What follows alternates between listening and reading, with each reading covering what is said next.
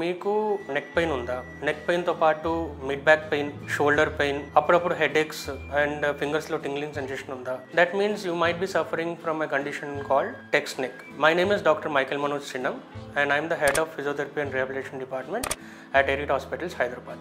Text neck అనేది రీసెంట్గా coin అయిన టర్మ్ అండి. Previously we used to call it tech neck because it is associated with prolonged use of gadgets and technological items. So recent times లో mobile phone వాడేటప్పుడు we have to look down on the phone and use it. Gaming చేసే వాళ్ళు ఎక్కువగా posture మార్చుకొని they have to use their phone for prolonged period of time. If you are using your phone for more than 4 hours or if you are a desk person and you are sitting at your desk on a laptop for more than 4 hours, then your risk of getting text neck is increased. Text neck lo maaku severities untai. So in mild conditions it can be manifested as just neck pain. కాసేపు rest తీసుకుంటే తగ్గిపోతుంది.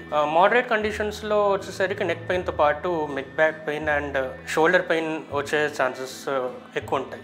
And rest తీసుకున్నా కూడా అంత ఎక్కువగా relief రాకపోవడం అనేది ఒక కీ సిమ్టమ్ మాకు. సివియర్ కండిషన్స్లో ఇవన్నిటితో పాటు హెడేక్ అండ్ ఫింగర్స్లో టింగ్లింగ్ సెన్సేషన్ అండ్ చాలా డిస్కంఫర్ట్ అనేది వస్తుంది.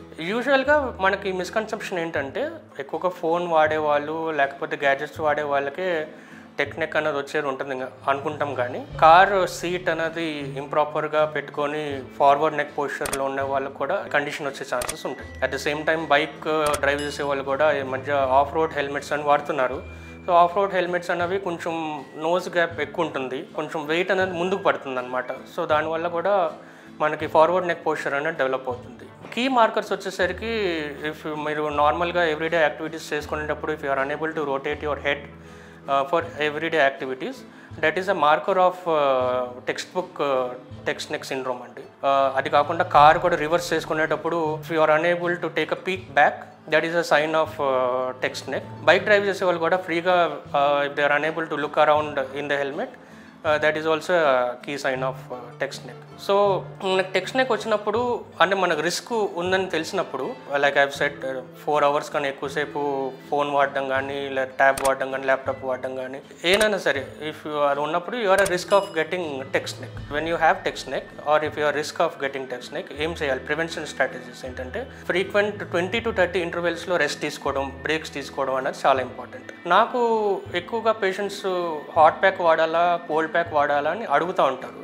సో టెక్స్ట్ నెక్లో హాట్ ప్యాక్ వాడాలా కోల్డ్ ప్యాక్ వాడాలా అనేది మనం జడ్జ్ చేసేటప్పుడు I as a physiotherapist from a professional stand point I would suggest our patients to use contrast therapy. Contrast therapy అంటే ఏంటంటే hot pack and cold pack రెండు ఆల్టర్నేట్గా వాడడమే కాంట్రాస్ట్ థెరపీ. దీనివల్ల టెక్స్ట్ నెక్ ఉన్నటువంటి సిమ్టమ్స్ అనేవి ఈజీగా మేనేజ్ అవుతాయి.